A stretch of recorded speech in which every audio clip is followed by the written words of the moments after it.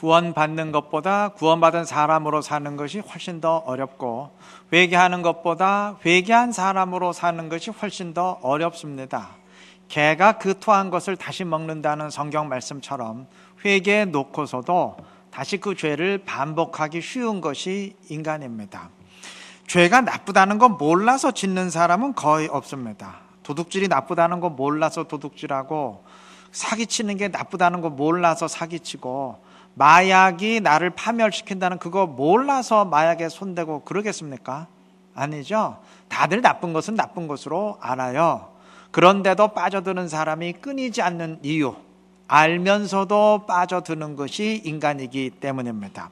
16세기에 카르다노라는 유명한 수학자가 있었어요. 이 사람은 세계 최초로 도박의 어리석음을 수학적으로 증명한 사람입니다. 이 사람은 수학 공식을 통해서 도박은 절대 질 수밖에 없는 게임이라는 것을 증명했어요. 절대 이길 수 없는 게임이니까 그것에 빠져들어선 결코 안 된다라는 충고가 뒤따른 것은 당연한 일이겠죠. 근데 참 웃기는 일은, 그렇게 도박을 분석해 놓고서도 정작 본인은 도박에 중독되어서 패가 망신했다는 사실이에요. 이거 만화 아니고 실화입니다. 실화. 이 사람 아들까지 도박에 빠져갖고 아주 일가 전체가 몰락했어요. 아니, 도박의 어리석음을 세상에서 제일 잘 아는 사람이 어떻게 그럴 수 있는가 황당해 하시겠지만, 그리 이상한 일도 아니에요. 그리 놀랄 일 아닙니다. 사람이 몰라서 나쁜 일에 빠지는 게 아니기 때문입니다. 알면서도 빠져드는 것이 인간이기 때문입니다. 오늘 사사기 본문은 이스라엘이 또 여호와의 목전에서 악을 행하매라고 고발했습니다. 여호와의 말씀을 버리고 우상 숭배에 빠졌다는 말인데, 여러분, 이스라엘 사람 쳐놓고 우상 숭배가 여호와 앞에 죄라는 사실 그거 모르는 사람 있을까요? 우상 숭배가 죄라는 그거 몰라가지고 우상 숭배에 빠져들었을까요? 아니죠. 모르는 사람 없어요. 다들 우상 숭배가 여호와를 진노케 한다는 것 알고, 또 그것이 자신들을 파멸시킨다는 거 알아요. 지금까지의 사사기 기록만 봐도 이스라엘은 여러 차례 우상 숭배 때문에 하나님의 징벌을 받고 아주 극심한 고통을 당해 왔습니다.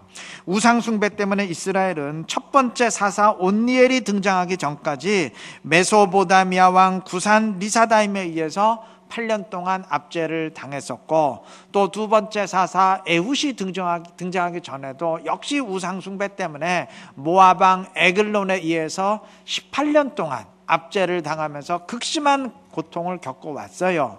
또 그 이후에도 오늘 본문 보시면 우상 숭배 때문에 또 가나안 왕 그 야빈에 의해서 20년 동안 압제 당하면서 부르짖으며 고통을 당해 왔습니다.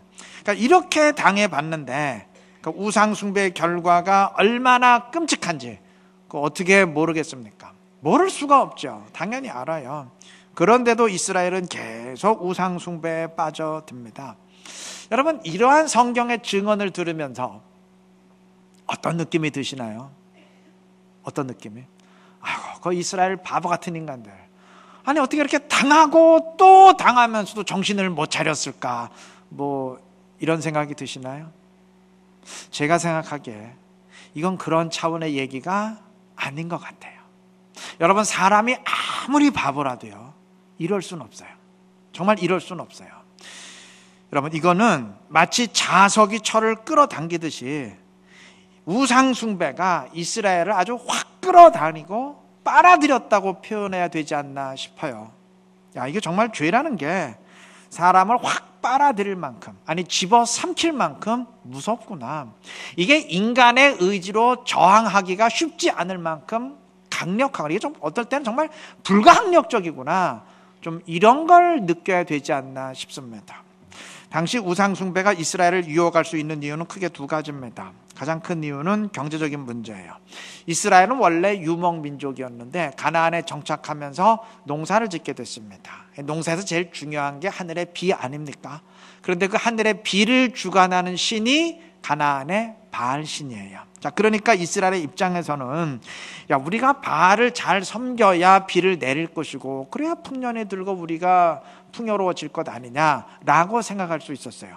바꿔 말하면 만약 우리가 바알 무시하면 비 안 내릴 거고 그럼 우리 다 굶어 죽을 것 아니냐라고 생각할 수 있었습니다. 이게 그 당시 가나안 족속들의 사고 방식이었는데 그 생각에 함께 빠져들 수 있었어요.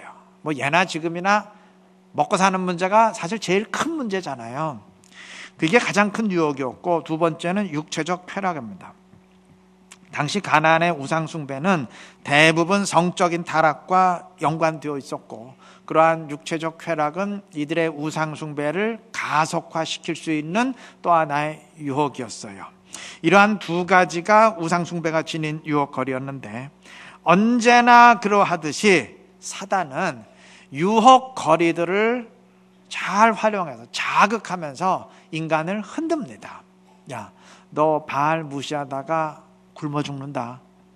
육체적 쾌락이 얼마나 좋은데 한번 즐겨봐. 이게 부단히 사람을 흔듭니다. 이게 문제죠, 문제. 그런데 이것보다 더 큰 문제가 있어요. 정말 큰 문제는 사람의 본성이 하나님 편이 아니고 사단 편이에요. 왜냐하면 인간인 이상 다 아담의 후손으로서 이 죄악된 본성을 지닌 죄인이기 때문에, 그러니까 내 안의 본성이 하나님 편이 아니고 죄 편이에요. 사단 편이에요. 바로 이것이 우리 인간이 지닌 구조적 문제이자 치명적인 문제입니다. 내 안의 본성이 사단 편이기 때문에 사단이 흔들 때마다 언제나 나를 그쪽으로 끌고 들어가려고 합니다. 그러니까 이스라엘이 죄에 빨려 들어갔던 이유입니다. 예전에 개그맨 전유성 씨가 하지 말라는 건 다 재밌다 라는 책을 쓴 적이 있는데, 그 제목 앞에 하나님을 붙여서 하나님이 하지 말라는 건 다 재미있다, 하나님이 하지 말라는 건 다 하고 싶다 라고 바꾸면 그게 바로 우리 죄악된 본성의 소리입니다. 항상 그렇게 소리를 냅니다. 오늘 너무 이렇게 과장되게 말씀하시는 거 아닌가요? 죄 짓는 게 다 재미있지는 않을 텐데요. 어떤 사람은 죄에 저항하기도 하고 또 죄에 아주 극심한 죄책감을 느끼기도 하고 그렇지 않습니까? 뭐 항상 죄를 범하고 싶고 이런 건 아니지 않습니까? 반문하실 수 있는데, 예, 물론 그래요. 그런데 그 이유는 냉정히 말하면 그나마 인간에게는 교육이라는 게 있어서 그것을 통해서 윤리의식, 도덕의식을 나름대로 지니게 되고 또 신앙생활 하면서 영적 의식을 지니게 되기 때문에 그렇게 지닌 의식으로 일부나마 죄악된 본성을 절제시키기 때문이지, 그래서 그런 생각도 하고 죄에 저항도 하고 죄책감도 느끼게 되는 것이지, 그게 인간 본성에 의한 것은 결코 아닙니다. 이해가 잘 안 되신다면 딱 하나만 생각해 보시면 돼요. 여러분, 물론 이럴 수는 없지만 예를 들면, 한번 예를 들어 보십시다. 만약 세상 모든 사람들이 갓난아기 때부터 그 어떤 교육이나 조언도 받지 못하고, 뭐 신앙 교육은 물론이거니와 윤리 도덕 교육도 다 못 받고 그런 어떤 영향도 받지 못하고 오직 인간 본성대로만 자라고 생활하게 된다면 여러분, 세상 어떻게 될 것 같아요? 알아서 아름답게 될 것 같습니까? 짐승만도 못한 사회가 될 것이 뻔하죠. 그게 인간 본성의 모습이에요.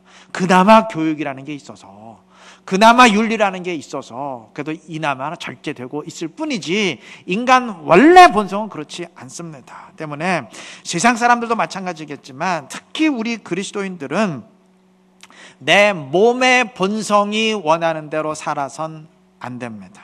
돼지가 원하는 대로 살면 돼지로 살 수밖에 없듯이, 죄인이 원하는 대로 살면 그거 뭐 죄인으로밖에 더 살겠어요?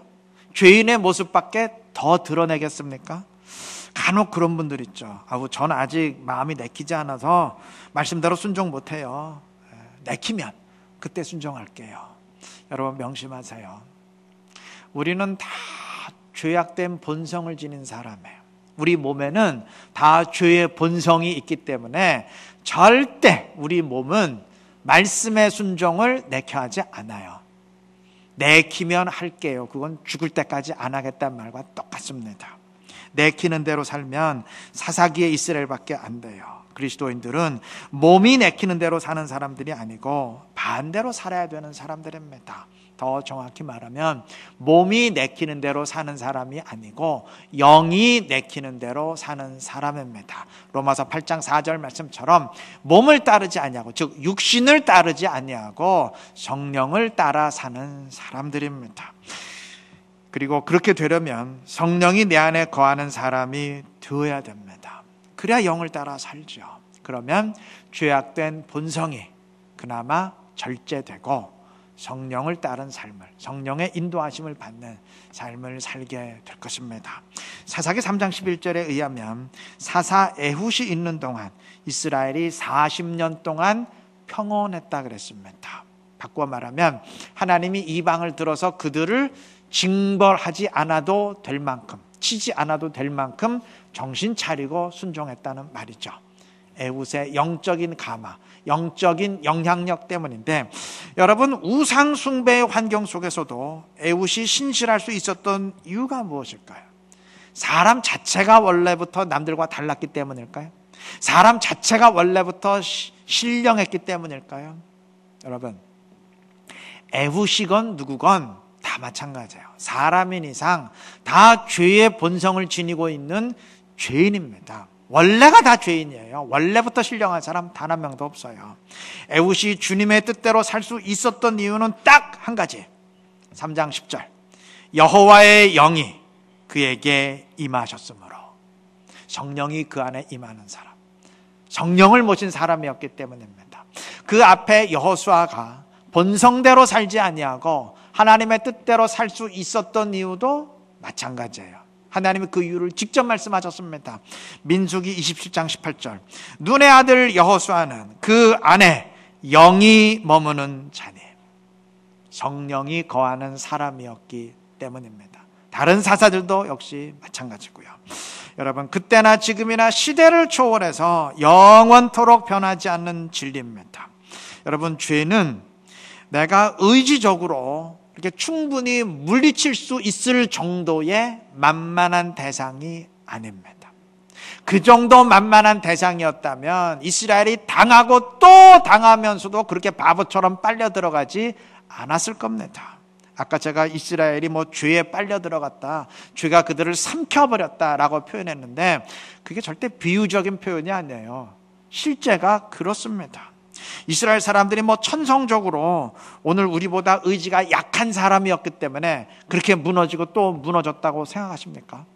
그들의 신앙심이 우리만큼도 못되었기 때문에 그렇게 바보같이 넘어졌다고 생각하시나요? 아니에요. 그 사람들 결코 만만한 사람들 아니었습니다. 그럼에도 넘어지고 당하면서도 그렇게 또 넘어졌던 이유는 사단이 죄의 본성을 자극하면서 그들 아주 진공청소기처럼 빨아들였고, 더 심한 문제는 그들 내면의 죄악된 본성이 사단의 동조해서 그들을 아주 그냥 끌고 들어갔기 때문입니다. 모든 죄의 공통적인 원인인데, 이거를 이기는 것은 이건 인간 의지의 차원이 아니에요. 여러분 명심하세요. 사람은 절대 사단 못 이깁니다. 우린 절대 내 힘으로 사단 못 이깁니다. 그러니까 이기는 방법 딱 하나예요. 오늘 누누이 강조한 것처럼 성령이 거하는 사람이 되어서 성령을 힘입는 일입니다. 나는 못 이기는데 성령은 이기게 하십니다. 성령의 인도함을 따르는 방법이에요. 그 외에는 방법이 없습니다. 이 사실 꼭 명심하시고, 선택의 여지가 없어요. 정말 그리스도인으로 살려면 선택의 여지가 없습니다. 무조건 해야 됩니다. 성령을 초청하시고 성령이 거하는 사람, 주님이 내 안에 거하는 사람으로 살아가시기를 바랍니다. 그래서 내 몸이 내키는 대로 사는 사람이 아니고, 죄악된 본성이 시키는 대로 사는 사람이 아니고, 성령을 따라 사는 사람이 되어서 주님의 말씀 이루고 하나님을 기쁘게 할 수 있는 지혜롭고 복된 우리 모두가 되시기를 바랍니다. 인간을 지배하는 법에는 두 가지가 있어요. 성경의 표현대로 그대로 한다면 하나는 죄와 사망의 법이고 또 하나는 생명의 법입니다. 오늘 두 번째로 읽은 로마서 8장 본문이 이것을 말해요. 2절 보시면, 이는 생명의 성령의 법이 죄와 사망의 법에서 너를 해방하였습니다. 죄와 사망의 법은 아까 말씀드린 우리 몸에 죄악된 그 본성의 욕망을 말하고, 생명의 법은 그 반대되는 성령의 인도하심을 말합니다. 이 둘은 본질상 늘 충돌할 수밖에 없는데, 그렇죠? 하나님과 악은, 하나님과 죄는 늘 충돌할 수밖에 없죠. 충돌할 수밖에 없는데, 로마서 8장은 우리 몸의 죄악된 본성을 그냥 줄여서 몸, 그러니까 육신이라고 말하고, 성령을 그냥 줄여서 영이라 말합니다. 자, 그리스도인들은 이 둘 사이에서 어떻게 하는 사람인지 4절이 말합니다. 육신을 따르지 않고 영을 따라 행하는 우리에게, 우리는 그리스도인이죠. 여러분, 그리스도인이란 육신을 따르지 않고, 즉 우리 육신의 죄악된 본성을 따라 살지 아니하고 영을 따라, 성령을 따라 사는 사람들입니다. 이 두 부류는 생각 자체가 달라요. 그 다음 5절은 말합니다. 육신을 따르는 자는 육신의 일을, 영을 따르는 자는 영의 일을 생각하나니. 당연하죠. 죄악된 본성은 당연히 하나님의 뜻에 어긋난 죄를 생각나도록 만들 것이고, 성령은 당연히 하나님의 뜻에 부합한 말씀의 진리, 선을 생각나도록 할 것입니다. 그래서 그 다음 7절, 육신의 생각은 하나님과 원수가 되나니. 죄가 하나님과 친밀히 동행할 수는 없겠죠. 하나님의 원수가 될 수밖에 없겠죠. 그래서 그 다음 8절, 육신에 있는 자들은 하나님을 기쁘시게 할 수 없느니라. 하나님을 기쁘게 못하는 정도가 아니고, 죄는 절대 하나님 기쁘게 못하죠. 하나님을 기쁘게 못하는 정도가 아니고 하나님을 진노하게 만드는 자들이 될 것입니다. 하나님을 진노케 만드는 자가 되고 싶다. 그럼 뭐 육신의 본성대로 살면 돼요. 반대로 하나님을 기쁘게 하는 자가 되려면 성령에 이끌려 살아야 될 것입니다. 자, 하나님을 기쁘게 못하는 자들, 진노케 만드는 자들이 죄악된 본성대로 사는 인간의 모습인데, 그리스도인은 정반대죠. 그리스도인은 달라요. 이제 9절은 그리스도인이 어떠한지 말합니다. 만일 너희 속에 하나님의 영이 거하시면 너희가 육신에 있지 아니하고 영에 있나니. 그리스도인들은 그 안에 성령이 거하시기 때문에 육신에 있지 아니하고, 즉 죄악된 본성에 빨려 들어가지 아니하고 성령을 따라 사는 사람들입니다. 그래서 9절 그 다음, 누구든지 그리스도의 영이 없으면, 즉 성령이 그 안에 없으면 그리스도의 사람이 아니라 그랬습니다. 여러분, 성령을 모시지 않는 사람은, 성령이 거하지 않은 사람은 그리스도인이 아닙니다. 이걸 바꾸어 말하면 그 다음 14절, 하나님의 영으로 인도함을 받는 사람은 곧 하나님의 아들이라. 당연하죠. 여러분, 영생의 구원은 바로 이러한 사람에게, 성령이 거하는 그리스도인에게 주어집니다. 11절 말씀입니다. 영이 너희 안에 거하시면, 너희 안에 거하시는 그의 영으로 말미암아 너희 죽을 몸도 살리시리라. 성령이 거하는 사람은 죽음에서 살리심을 받는, 죽음에서 부활하는 마지막 구원의 영생에 참여하게 될 것입니다. 그래서 12절은 간곡히 우리에게 권면합니다. 그러므로 형제들아, 우리가 육신에게 져서 육신대로 살 것이 아니니라. 그렇죠. 육신의 죄의 본능대로 살아선 절대 안 되겠죠. 13절은 결론을 내립니다. 육신대로 살면 반드시 죽을 것이로되 영으로서 몸의 행실을 죽이면 살리니 영생을 얻게 될 것입니다. 여러분, 바로 이것이 성경이 강조하고 또 강조하고 또 강조하는 그리스도인의 모습입니다. 뭐 좀 길게 얘기했지만 요약하면 딱 한마디예요. 육신대로 살지 말고, 그러니까 죄악된 본성대로 살지 말고 성령에 따라 살아라. 그래야 그리스도인이다. 아니, 그 사람만이 그리스도인이다. 그것이 성경의 강조입니다. 여러분, 이 말씀 기억하고 우리가 결코 육신의 죄의 본성대로 살아선 안 될 것입니다. 방법은 딱 하나예요. 성령이 거하는 사람이 되어서 성령의 인도하심을 따르는 것입니다. 그 외엔 방법이 없어요. 한번 점검해 보십시다. 과연 나는 성령이 거하는 사람인가? 과연 성령의 이끌림 받는 사람인가? 한번 점검해 보십시다. 어떻게 점검하나요? 방법이 있어요. 성령이 거하는 사람의 가장 중요한 특징이 있습니다. 다른 건 달라도 이건 공통적이에요. 그리고 이게 가장 중요한 특징입니다. 이거 하나 따져보시면 됩니다.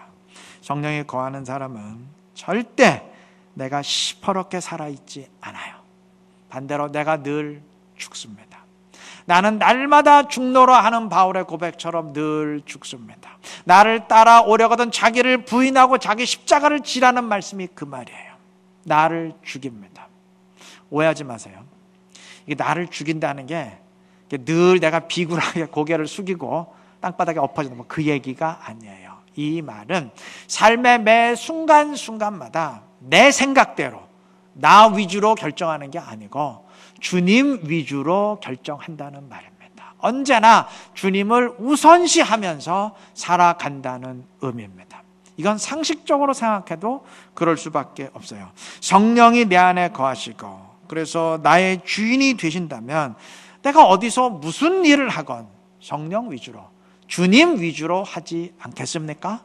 이것이 성령이 거하는 사람들 아주 본질적인 특징인데 나는 과연 그러한지, 내 삶의 모습이 과연 그러한지 우리 한번 냉정히 점검해 보십시다. 만약 이러한 모습이 없다면, 그래서 언제나 자기 위주로 내 만족을 목표로 살면서 그래도 나는 예배에 참석하고 때로는 말씀 앞에 눈물을 흘리면서 통곡하기까지 하니까 성령이 거하는 사람 맞다라고 생각한다면 그건 착각이에요. 여러분, 하나님의 진노를 받았던 사사기의 이스라엘도 성경 보면 때로 말씀에 찔림받고 눈물을 흘리며 통곡하기도 했어요. 얼마든지 그럴 수 있습니다. 그런데 주의 영이 거하는 사람들 아니었어요. 또 나는 때로 정말 감격하면서 하나님께 찬양하니까 성령이 거하는 사람이다 라고 생각한다면 역시 착각이에요. 여러분, 출애굽한 이스라엘도 홍해를 건넌 뒤에 감격하면서 찬양했어요.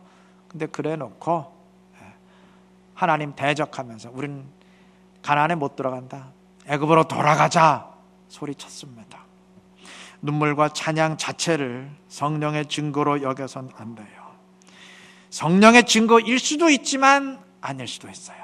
여러분, 눈물과 찬양은 성령이 아닌 심리적인 감격과 감동으로도 얼마든지 가능해요. 여러분, 감격과 임재는 결코 같은 말이 아니에요. 전혀 상관없을 수도 있어요. 물론 성령의 임재는 감격을 낳습니다. 그러나 모든 감격이 다 성령의 결과는 아니에요. 상관없을 수도 있습니다. 바울의 고백처럼 내가 날마다 죽는 사람이 되어야 됩니다. 그것이 증거입니다. 내가 죽지 않았는데 성령이 내 안에 거하시면서 나의 주인이 될 수는 없어요. 두 주인이 있을 수는 없습니다.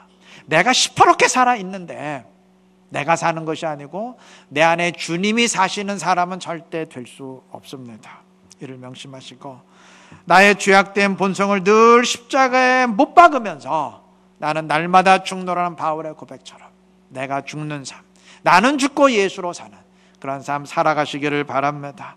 그래서 성령 안에서 말씀을 이루며 새로운 삶을 살아갈 수 있는, 주님을 기쁘게 할 수 있는 우리 이루는 게 모든 성도님들 되시기를 바랍니다. 사사기의 기록에 의하면 첫 번째 사사 온니엘은 갈렙의 동생이었습니다. 갈렙이 그니스 족속 사람으로 이방인이었으니까 그의 아우 온니엘도 당연히 이방 사람이죠. 여러분, 이방 사람인데 이스라엘의 사사로서 전쟁 지도자가 될 수 있나요? 극히 힘든 일이에요. 부적합한 사람입니다. 두 번째 사사 에훗은 사사기 3장 15절에 의하면 왼손잡이 에훗이라고 했는데 왼손잡이 에훗으로 번역된 말의 그 히브리 원어를 직역하면 오른손을 쓰지 못하는 에훗입니다. 그러니까 신체적인 장애가 있었던 것 같은데 역시 전쟁 지도자로서는 치명적인 결격 사유를 지닌 사람입니다. 세 번째 사사 삼갈은 사사기 3장 31절에 의하면 소를 모는 막대기로 싸웠어요. 그러니까 아마 원래 직업이 농부나 목자였던 것 같아요. 역시 전쟁 지도자감은 아닙니다. 네 번째 사사는 두보라인데 여자입니다. 여러분, 예나 지금이나 여자가 전쟁 지도자 될 수 없죠. 다들 이래요. 그러니까 하나같이 정말 전쟁 지도자가 되기엔 결격 사유를 지닌 사람이에요. 턱없이 부족한 사람들이에요. 그런데 전부 이겼어요. 전부 승리했습니다. 하나님이 함께 하셨기 때문입니다. 여러분, 물론 하나님이 함께하는 사람이라고 해서, 하나님의 영이 거하는 사람이라고 해서 언제나 물리적 전쟁에서 승리하는 것은 아닙니다. 그런데 사사기의 사사들은 다 이겼어요. 이거 왜 그럴까요? 그들의 전쟁이 물론 겉으로 볼 때는 물리적 전쟁이었지만 실제로는 하나님의 말씀을 순종하는, 하나님의 말씀을 이루는 영적 전쟁이었기 때문입니다. 여러분, 성령이 거하는 사람은 다른 건 몰라도 영적인 전쟁에서는 반드시 이깁니다. 성령과 함께하는 사람은, 성령이 이끄시는 사람은 영적 전쟁에서는 무조건 이깁니다. 이건 우리도 마찬가지예요. 여러분, 우리가 예수 믿는다고 해서, 즉 성령이 거하는 사람이라고 해서 반드시 세상에서 성공하는 것은 아니에요. 성령이 거하는, 성령 충만한 사람이라 사업에 다 성공하고 시험 보면 다 합격하고 이런 건 절대 아니에요. 그 반대일 수도 사실 있습니다.